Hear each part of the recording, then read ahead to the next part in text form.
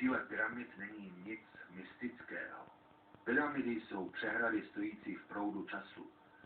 Jsou-li správně tvarované a správně směrované a mají-li v sobě ukryty správné parakosmické rozměry, časový potenciál té obrovské masy kamene může být využit k urychlení nebo obrácení toku časového proudu ve velmi malé oblasti stejným způsobem, jak dokáže vodní trkač využívat sílu proudu k tomu, aby hnal vodu proti proudu samotnému.